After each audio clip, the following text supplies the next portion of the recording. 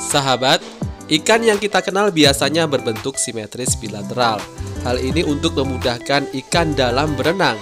Namun ada satu spesies ikan yang berbentuk cukup unik, yaitu ikan mola-mola. Dan ikan mola-mola ini adalah termasuk ikan purba yang sangat langka. Nah, baru-baru ini ikan mola-mola dilaporkan terlihat di Laut Bali. Benarkah demikian? Yuk, mari kita ikuti investigasi berikut ini.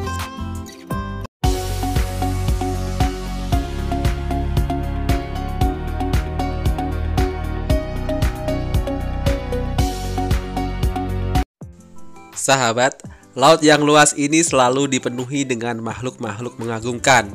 Salah satu jenis penghuni laut yaitu ikan yang memiliki bentuk beraneka ragam. Nah, sebenarnya ikan ini sudah ada sejak zaman purba. Hanya saja bentuknya tidak seperti yang kita kenal sekarang. Proses evolusi yang panjang membuat ikan berubah bentuk menjadi seperti yang kita kenal sekarang. Namun ada sisa ikan purba yang masih hidup hingga saat ini. Dan ikan ini tentu mempunyai bentuk yang tidak biasa dan cukup unik, berbeda dari kebanyakan ikan. Nah, ikan purba itu adalah ikan mola-mola. Kalian pernah dengar nggak ikan ini? Ya, bahkan ikan mola-mola ini terkadang konon katanya sering menampakkan diri di perairan Laut Bali. Nah, sebelum kita bahas lebih jauh, mari kita berkenalan dulu dengan ikan mola-mola ini.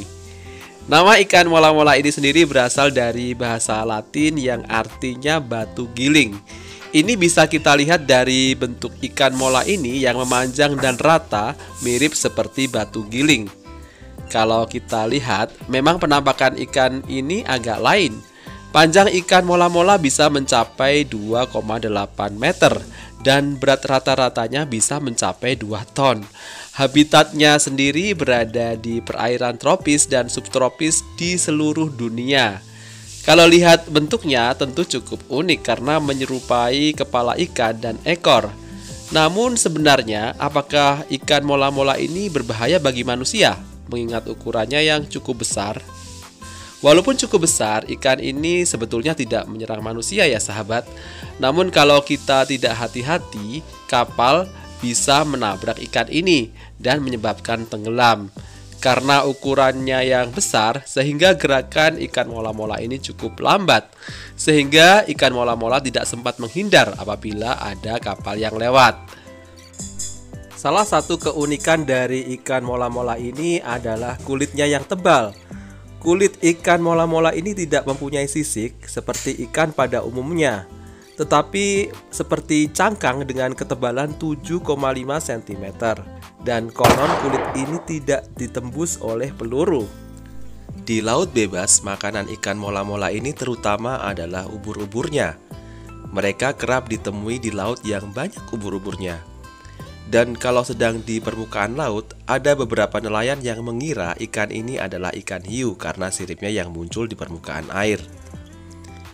Sifat lain dari ikan mola-mola adalah kebiasaannya untuk menghangatkan tubuhnya dengan bantuan sinar matahari. Jadi nggak heran kalau ikan mola-mola ini disebut juga sunfish atau ikan matahari. Habitat ikan ini sebenarnya cukup menyebar di seluruh dunia, di perairan subtropis atau perairan tropis. Mereka akan berenang mengikuti arus air. Beberapa waktu lalu ikan mola-mola ini bahkan menampakkan diri di sekitar perairan Bali, seperti Tepekong, Candi Dasa, dan Nusa Penida. Tentu saja penampakan ikan langka ini menjadi daya tarik para wisatawan. Karena ikan mola-mola adalah ikan purba yang jarang sekali menampakkan diri, karena habitat sebenarnya adalah di laut yang dalam. Penampakan ikan mola-mola di perairan Bali ini terutama terjadi antara bulan Juli hingga November. Dan mereka terlihat tenang, berenang dengan lamban. Ikan ini memang biasanya hidup di kedalaman kurang dari 200 meter.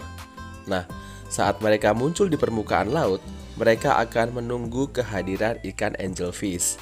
Dan ikan-ikan ini bertugas untuk membersihkan tubuhnya. Keterangan ikan mola-mola pada saat berenang meninggalkan kesan misterius. Dan mereka memangsa apapun yang mereka temui, seperti misalnya tadi ubur-ubur, ikan-ikan kecil, cumi-cumi, zooplankton, dan juga alga. Hal yang juga menakjubkan, sekali bertelur mereka bisa menghasilkan 300 juta butir telur. Walaupun kedengarannya jumlah telur ini cukup banyak, sebenarnya mola-mola adalah ikan yang rentan akan kepunahan ya sahabat. Dan punahnya ini bukan karena perburuan tetapi akibat polusi atau sampah plastik yang banyak mencemari laut. Sehingga plastik-plastik ini terlihat seperti ubur-ubur. Mola-mola kadang memakan plastik-plastik itu sehingga menimbulkan kematian.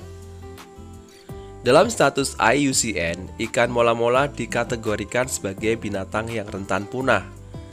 Selain pencemaran air laut yang cukup mengkhawatirkan, rupanya ikan ini kadang juga masuk ke dalam jaring nelayan secara tidak sengaja. Ikan mola-mola bukanlah jenis ikan yang layak dikonsumsi, karena dagingnya banyak mengandung parasit seperti bakteri, jamur, dan cacing yang berbahaya bagi manusia. Kadang ikan mola-mola juga ditemukan mati terdampar di pantai.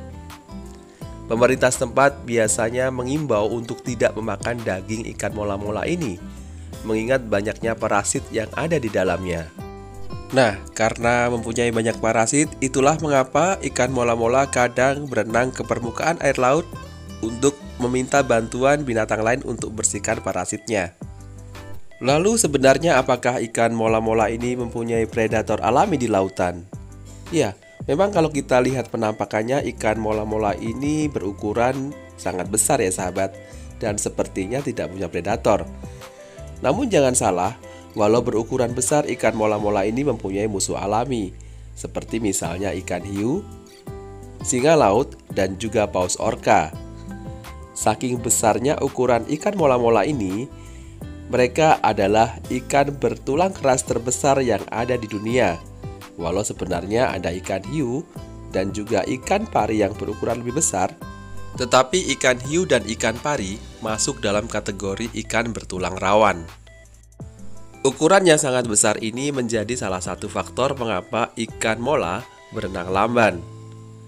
Ikan mola sendiri adalah ikan purba yang sudah menghuni lautan sejak 23 juta tahun yang lalu, berdasarkan catatan fosil yang ditemukan. Di Indonesia, keberadaan ikan mola-mola dilindungi oleh negara karena memang cukup langka.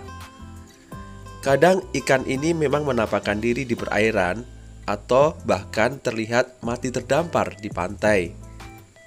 Kemunculan ikan mola-mola yang terdampar ini sebenarnya juga suatu pertanda bahwa ada gangguan pada ekosistem yang ada di wilayah itu, seperti misalnya perubahan suhu laut, polusi, atau fenomena alam lainnya. Hal ini tentu saja menjadi semacam early warning atau peringatan bagi kita agar selalu menjaga kelestarian dan keseimbangan ekosistem laut. Ikan mola-mola yang unik ini tentu adalah spesies laut yang harus kita jaga kelestariannya agar populasinya terus stabil sampai di masa mendatang. Dan juga ikan mola-mola ini sebetulnya adalah indikator ekosistem yang cukup efektif. Jadi, ikan ini memang harus kita jaga kelestariannya. Nah, sahabat, demikian tadi ulasan mengenai ikan mola-mola, ikan purba yang kadang-kadang menampakkan diri di Laut Bali. Apabila video ini bermanfaat, silakan kalian like, comment, share, dan subscribe. Dan apabila kalian ingin berpendapat, silakan tuliskan di kolom komentar. Sekali lagi, thanks for watching. See you in the next video. Salam dan bye-bye.